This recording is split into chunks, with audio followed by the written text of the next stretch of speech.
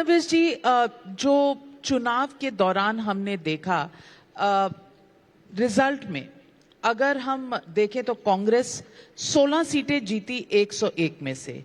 जो शरद पवार की एनसीपी है वो 10 जीती 86 में से। उद्धव सेना 20 आउट ऑफ 95। इस तरह के कॉन्टेस्ट, इस तरह के रिजल्ट्स बहुत कम देखने को मिलते हैं। और जिस तरह से एकनाथ शिंदे जी और अजीत पवार जी की पार्टीज ने भी परफॉर्म किया, अपने ओरिजिनल पार्टीज को बिल्कुल ध्वस्त कर दिया। ये आपने एक्सपेक्ट किया था?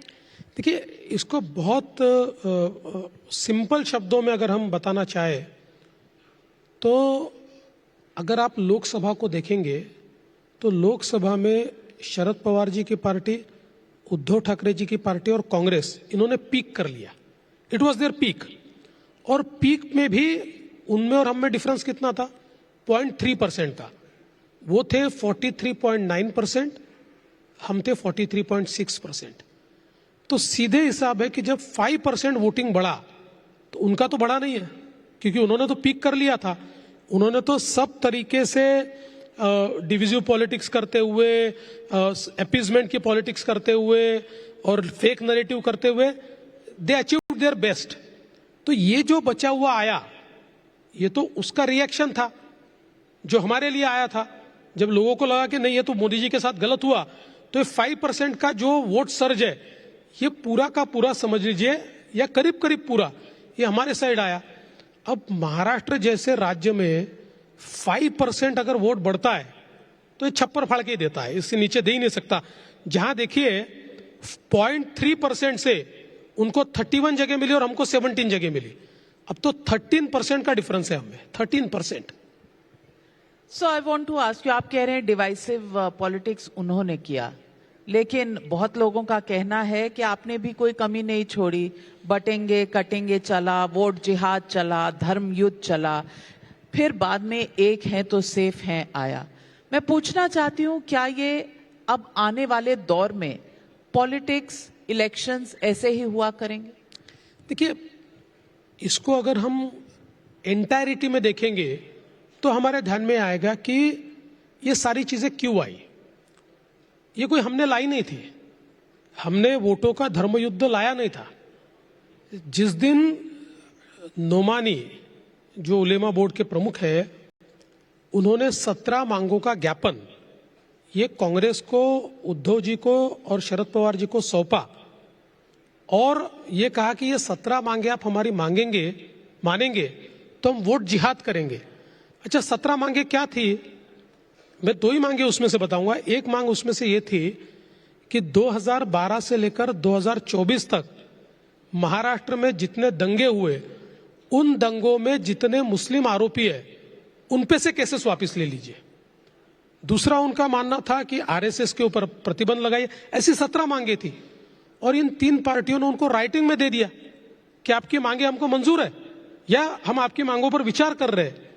और उसके बाद नोमानी ने एक वीडियो रिलीज किया जिसके अंदर उन्होंने कहा कि वोट जिहाद कीजिए।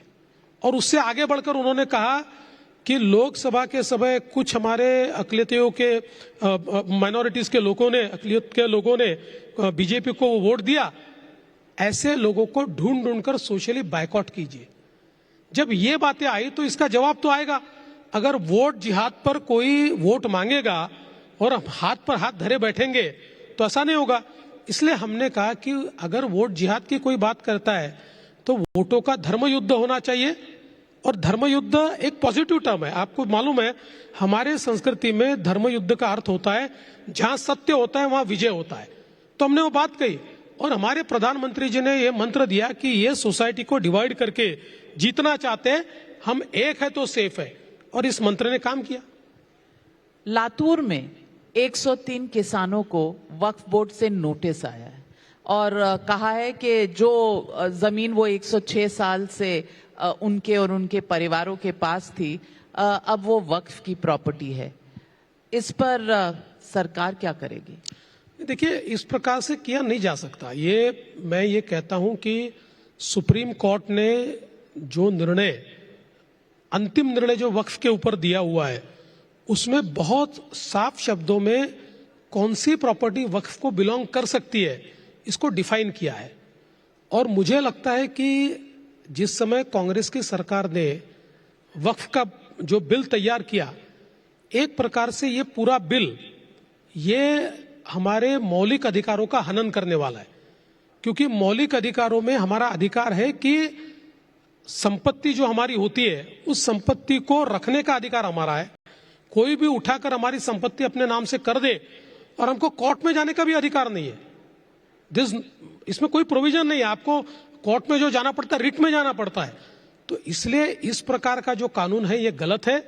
मैं ऐसा कहता हूं ये एंटी कॉन्स्टिट्यूशनल कानून है। इसमें कॉन्स्टिट्यूशन को ताक पर रखकर यह कानून तैयार किया गया है और इसलिए बार बार सुप्रीम कोर्ट ने इसके ऊपर निर्णय दिए। और मैं तो राह देख रहा हूं कब हमारा देश की संसद इस कानून को निरस्त करे और एक ठीक कानून, मैं ये नहीं कहता वक्फ बोर्ड पूरा समाप्त हो जाए, अगर किसी रिलीजियस इंस्टीट्यूशन को अपनी प्रॉपर्टी रखनी है उसका कानून होना है तो हो, लेकिन वो जहां उंगली रख दे वो उनकी संपत्ति ये नहीं हो सकता। इसलिए मैं तो राह देख रहा हूं और मैं तो अपील करता हूं भारत की संसद से कि भारत की संसद जितनी जल्दी हो पाए ये वक्फ का अमेंडमेंट कानून पास करे। लेकिन तब तक इन 103 किसानों का क्या? नहीं, देखिए उनको तो जो ड्यू प्रोसेस है उससे हम संरक्षण देंगे। ड्यू प्रोसेस है उसमें, उस ड्यू प्रोसेस के आधार पर उनको संरक्षण मिलेगा। देवेंद्र फडणवीस जी, महाराष्ट्र में डेवलपमेंट का आपका विजन क्या रहेगा? क्योंकि यहाँ इकोनॉमिक कॉन्क्लेव है, इसमें रेस टू द टॉप 3 है, उसमें महाराष्ट्र का बहुत बड़ा योगदान रहेगा। हाल ही में ऐसा देखा गया है कि बहुत से प्रोजेक्ट्स साउथ इंडिया में चले जाते हैं, बहुत से प्रोजेक्ट्स महाराष्ट्र से बाहर गए हैं। महाराष्ट्र का विजन क्या लेकर आए हैं आप? पहले तो मैं कहना चाहता हूं कि प्रोजेक्ट महाराष्ट्र के बाहर जाते हैं मिथ है। देखिए, पहली बात तो हमने समझना चाहिए कि देश में कम से कम 12 स्टेट्स ऐसे हैं जो अच्छा परफॉर्म करते हैं, जो कॉम्पीट करते हैं, तो किसी न किसी स्टेट को प्रोजेक्ट मिलेगा। ऐसा नहीं कि सारे प्रोजेक्ट महाराष्ट्र को मिलेंगे, लेकिन बावजूद उसके महाराष्ट्र नंबर 1 है। आप देखिए, आज अगर हम लोग एफडीआई की बात करें तो अभी फर्स्ट क्वार्टर जब आया था तो एफडीआई में देश में जितना एफडीआई आया उसका 52% एफडीआई महाराष्ट्र में आया है। हम लगातार नंबर 1 पर है। 2015 के बाद केवल अगर महाविकास आघाड़ी के 2 साल छोड़ दे तो एफडीआई में हम नंबर 1 है। और अभी तो 6 ही महीने में 2 क्वार्टर में हम लोगों ने पिछले साल के 90% को अचीव कर लिया है। तो हम लोग एक रिकॉर्ड एफडीआई में इस साल बनाने जा रहे हैं। जहां तक स्टार्टअप की बात अगर आप ले लीजिए, लोग कहते हैं बेंगलुरु स्टार्टअप कैपिटल है, कोई कहता है हैदराबाद स्टार्टअप कैपिटल है, लेकिन देश के रजिस्टर्ड स्टार्टअप्स की संख्या को आप अगर देखें तो सबसे ज्यादा स्टार्टअप भी महाराष्ट्र में है, सबसे ज्यादा यूनिकॉर्न्स भी महाराष्ट्र में है। आज अगर हम लोग एक जो नई इकोनॉमी की बात करें, हम लोग हमेशा ये कहते हैं कि अभी डेटा ड्रिवन इकोनॉमी है और data has surpassed oil in its absolute value. लेकिन आज अगर देश की डेटा सेंटर कैपेसिटी का हम विचार करें, 65% of the data centre capacity of India is in Maharashtra, वो महाराष्ट्र में है। तो किसी भी हालत में महाराष्ट्र ये बहुत आगे बढ़ रहा है, बढ़ने वाला है। और हम we aspire to make Maharashtra $1 trillion economy. और Maharashtra is a first state कि जिसने $500 बिलियन का मार्क पार कर दिया है। बाकी स्टेट्स हमारे से बहुत पीछे है, हम $500 बिलियन के आगे चले गए। और जिस तेजी से हम लोग एक प्रकार से विकास कर रहे हैं, मेरा विश्वास है कि किसी भी हालत में हम लोग 2032 तक बाय बिजनेस यूजुअल हम लोग $1 ट्रिलियन इकोनॉमी बनेंगे। हमारा प्रयास है 2028 से 2030 के बीच हम महाराष्ट्र को $1 ट्रिलियन इकोनॉमी बनाए। उसका एक बड़ा रोड मैप हमने तैयार किया है।